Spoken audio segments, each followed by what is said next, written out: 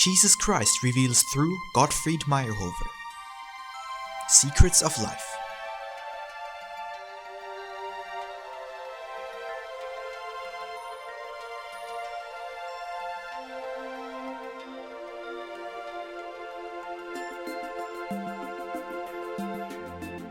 Chapter 18, August 9th, 1872.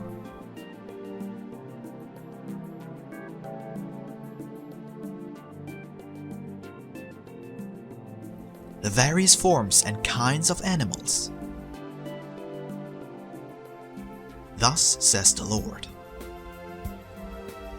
Some of you, as well as many others, have racked their brains as to why there are so many different kinds of animals, whose usefulness you, being human, understand, and whose outer form, moreover, is not in the least in accord with aesthetic principles, and in your view, ugly. Whereas I, the Creator, could be expected to create everything as being worthy of me. That means endowed with the most beautiful forms. This is how you judge, how many people and natural scientists judge, who everywhere expect to find things according to their imagination, but not as I wanted them to be, in accordance with my wisdom. Well, as your saying goes, every bird sings according to the shape of its beak, and as one must forgive these learned gentlemen and many other over-subtle reasoner and fault-finder, if in his blindness he talks of things which he does not and never will understand. So, as to still give you proof that I am forbearing, as I have always been towards my immature children, and forgive them also these ridiculous and clumsy views, I nevertheless want, at least among the small number of my adherents, a better opinion to prevail. And so I will yet again, as on another occasion, let you look behind the veil of Isis, proving to my adherents and worshippers that not all that presents itself in the world to your eyes as clumsily made is actually so, and that the old God certainly knew long ago what he was doing, long before the idea existed as to whether a human heart should beat or not. So let us come to the point. You see so many animals, the reason for whose existence you cannot grasp, while you have to assume, because I created them, that there must be a reason why. Look, if you really understand your arithmetic as I practice it, and had not merely a vague little idea of the deeper meaning of your mathematics, you would find it easier to grasp many a thing. It is true, mathematics or arithmetic teaches you to conclude from the known to the unknown quantity. It teaches you to always think logically, always conclude from one to the other. However, this thinking and concluding again and again implies the difference between a finite created human being and God. He, while observing the same manner of concluding as the one you have discovered in mathematics, calculates, concludes and thinks also in a totally different manner from you weak and immature children of a mighty Lord and God. From this it follows that, when you apply your standard of thinking and concluding to my words, there always appear gaps where human thinking is insufficient, because a divine thought lies in between. You know, for instance, a great number of insects whose usefulness you fail to understand, while daily feeling the tormentors unless you protect yourselves against them with all the means at your disposal. You know a great number of other animals that only live to consume other animals below them, and therefore only live for the sake of preying. You know a great many other animals which only become familiar to your eyes through the microscope, and which have been endowed with a productive energy, a longevity compared to which that of higher animals, and even of man, is left far behind. Thus you see in the animal kingdom many contradictions for which you have no explanations. But if you thoroughly observe one of these animals individually, it turns out to have been created with such a wonderful form, and is sustained with such great care, so that its species cannot be lost. This of necessity leads to the conclusion that, considering such an animal's form, its life, and its immense power of reproduction, there must be a great reason for the Creator, or me, to endow such a tiny animal with attributes, which I myself have refused you intelligent human beings, my children.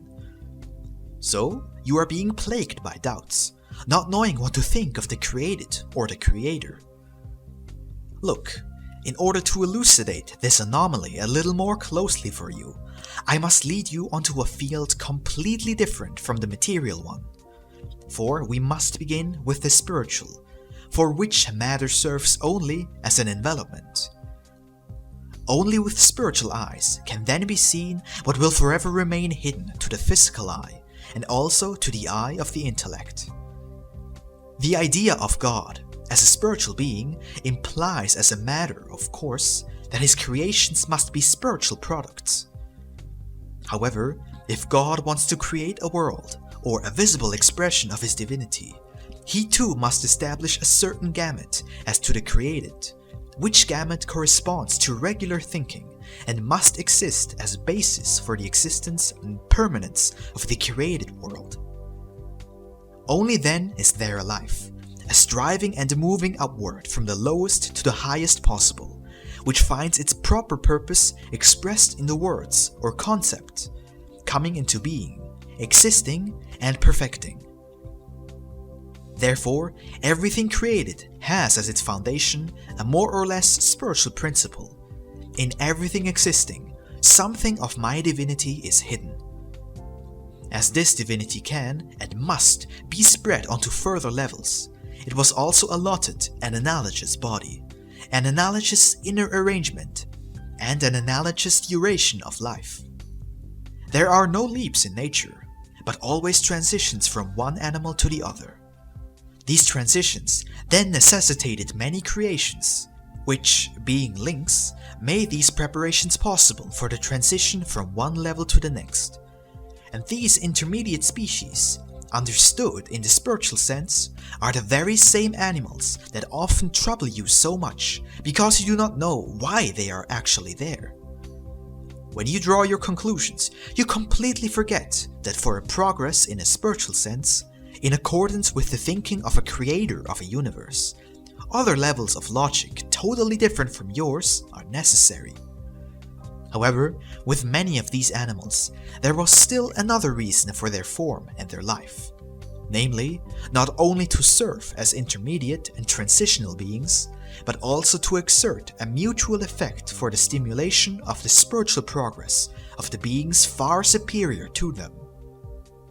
Look, the bugs, lice and fleas, and all the other insects tormenting you in particular, are for your spiritual stimulators to look after your body and your dwelling in such a way that the former may be worthy of the intelligent spirit, and the latter, by the observance of the principle of cleanliness, also further your health, so that you do not, like pigs, go down in the filth and dirt, instead of rising upwards.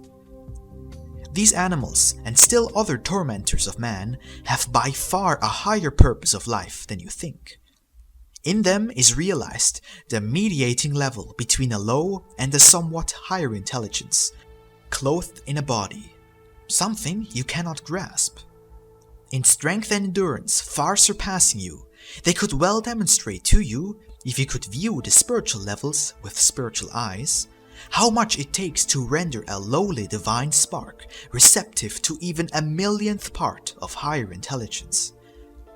For thousands upon thousands of the lowest animals, an upward development is impossible, and they can begin their ascent only by serving as food for higher animals, and then combining by the thousands into a single higher animal.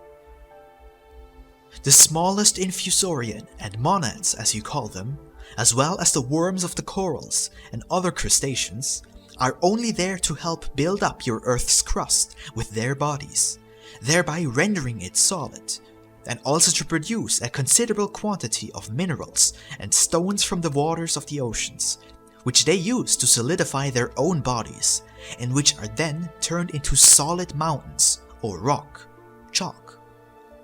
Since often millions of such animalcules can live in a single drop of water, you must realize that there the productive capacity must be extraordinary to build within the time ordained by me an earth crust, including its mountains, which carries everything on it with ease, and is capable of resisting the expanding force of the vaporized elements within its interior. Look, your soldier must pay for his clothing, his keep, even for all he requires, with the pay allotted him. There is, in your country, not a highway whose travelers did not have to pay for, the road and its maintenance through a self-imposed toll. Indeed, the whole complex of your empire lives and exists only inasmuch as all its inhabitants have to pay for the needs of the whole state with its officials and kings, making the state, which as such has no money, only the steward of the money entrusted to it. As you proceed in the state, I do in the worlds, for every world must develop, maintain and perfect itself, so that it has prepared within itself for the future transition the forms then required under the changed conditions. The smallest animals, barely visible to your naked eye, build the crust of your earth, support the life of millions of other animals, and help to beautify and solidify the surface of the earth. The somewhat higher animals, in which my divine spark, as an almost developed sense, can already assimilate other things, have to be the carriers and sustainers of again higher animals, and so forth in stages up to man, where there are great productive forces. Consumers of these forces are at hand, which curb this reproduction so that it remains within the lawful limit. Thus exists the harmony of the whole, from the spirit imprisoned in solid rock up to the free man. A quiet bond of assimilation winds through, whereby one can exist through the other. One can perfect itself through the other, and can thus, through man, again return to the spirit realm from where it once came. Years would not suffice to explain to you the cause and the why, beginning with the smallest infusorian up to the elephant, to dearly demonstrate to you even one class of the lowest mollusk and the reason why I have formed them thus.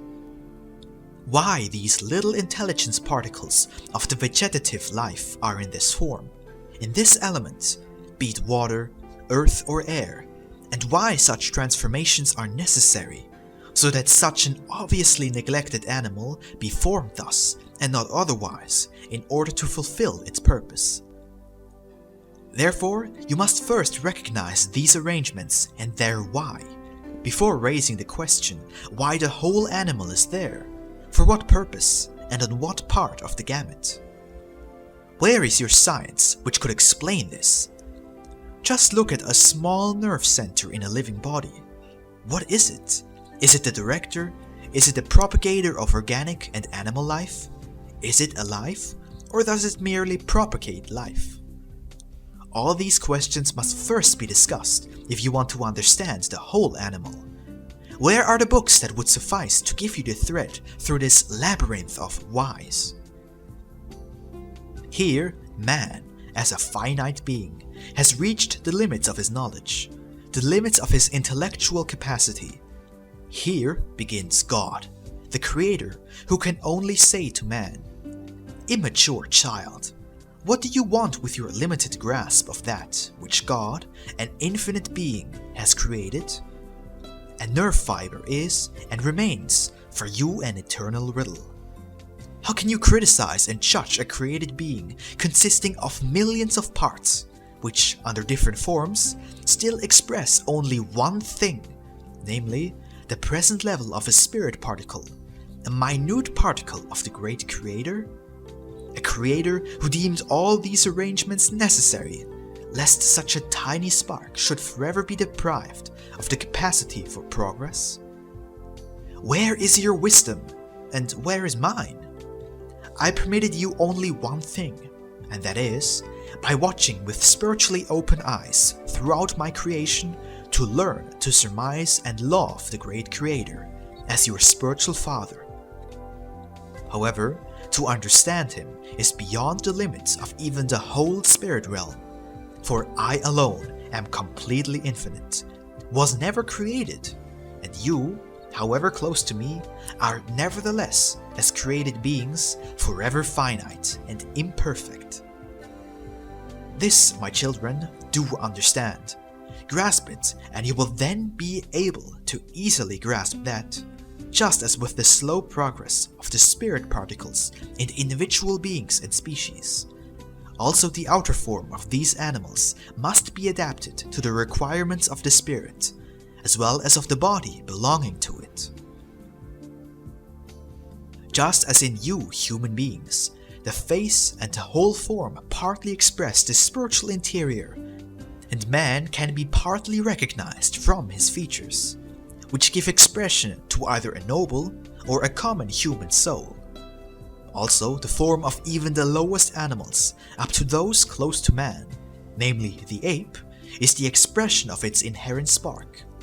This is why, with still undeveloped senses and faculties, the forms cannot correspond to the aesthetic concept of a highest human spirit form.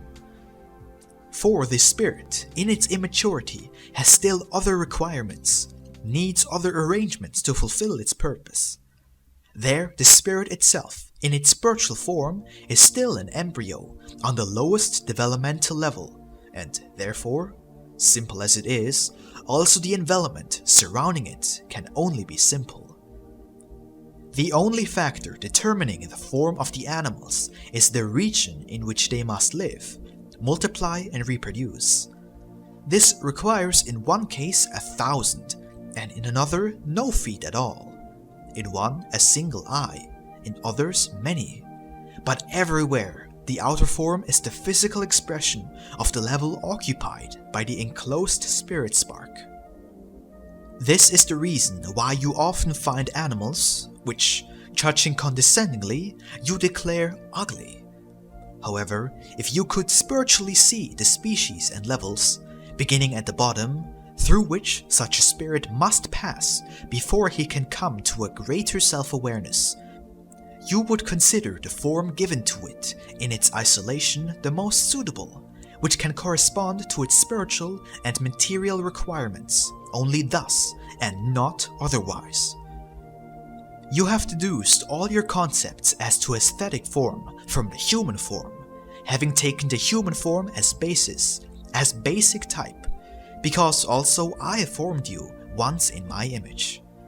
But the forms of the animals cannot be judged according to the human form, simply because, in the animals, the inner spiritual form is not perfected, not quite clearly expressed, and still in need of many additions, until it can approach the human form spiritually and physically.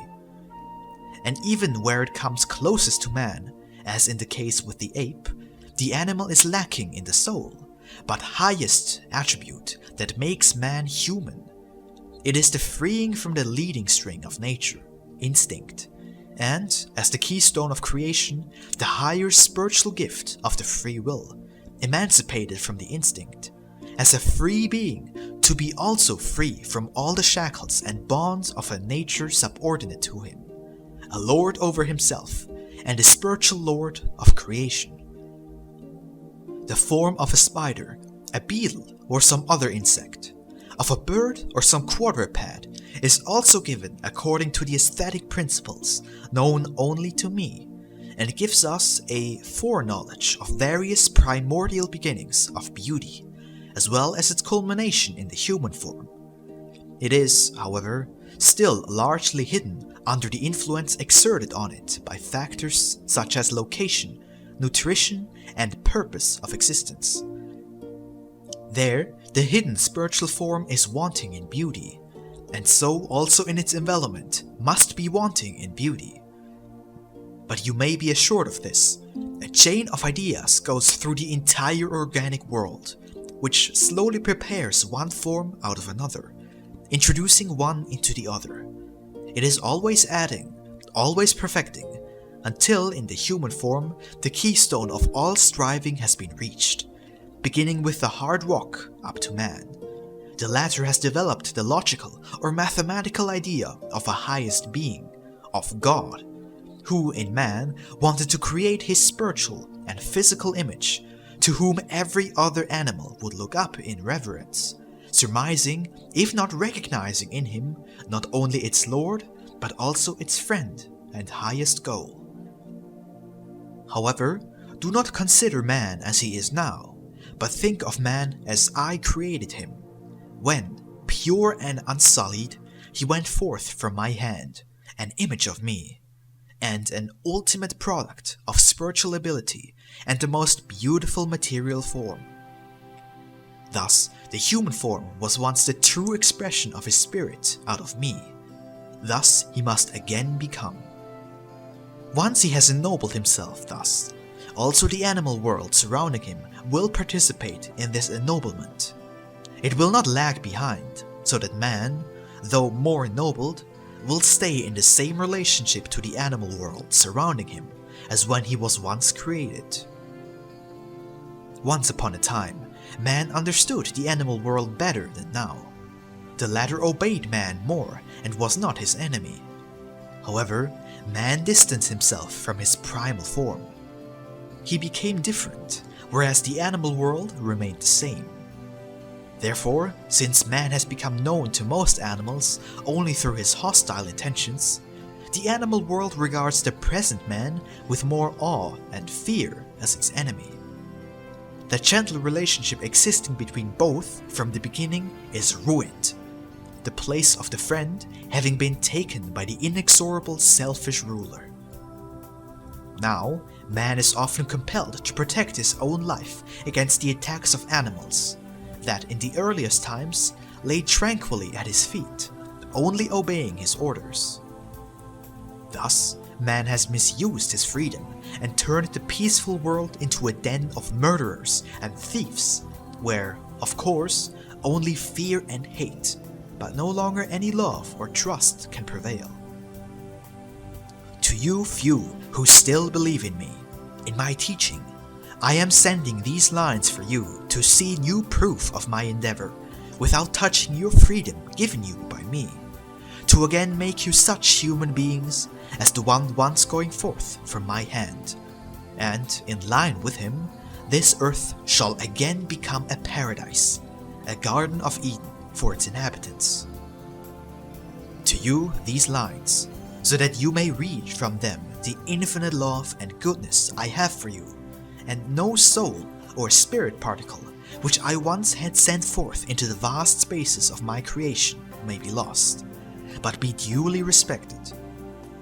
Furthermore, whenever possible, adding to their perfection, so that all the simple or complex infusorians, monads, animals and human beings, once in the future on the long road of perfection, purified and matured, may again enter the spirit realm from where I once sent them out, to pass their trial life on all the levels of my spiritual and material realm, and united with the highest and most intelligent spirit of the worlds and earths, be able to form in man a whole, pleasing me. What is the summary of the aforesaid? That love alone is the deciding factor, which, although at first it separates the spirits, only serves one purpose, namely, to see them finally all the more intimately, because perfected, united. However, in order to value this unification, as befits spirits, offspring of mine, the same must be fought for, deserved, for only accomplishment deserves the crown. The awareness of accomplishment results in the blissfulness of possession. Therefore, you too should strive to attain what I have shown you, so that you, as my images, may be worthy and deserving of the name my children. All these lights of grace which I send you from time to time serve to achieve this, namely, that you shall more and more realize that in the smallest monad, as well as in your fellow man, the same God keeps preaching you the same thing, which nature during every walk and every pulse beat as a time unit calls out to you. Do not ever forget to what end you were created. Use every minute and every word from me to fulfill this purpose. For soon the time will come when the grain and the chaff will be separated. Happy they who have used time and word in such a way that they, raised as corn for a fertile, invigorating bread for the heavens, can confidently continue on the road of perfection, when I shall come, as the sole shepherd, to gather my sheep under my protection, which will certainly happen soon. Amen.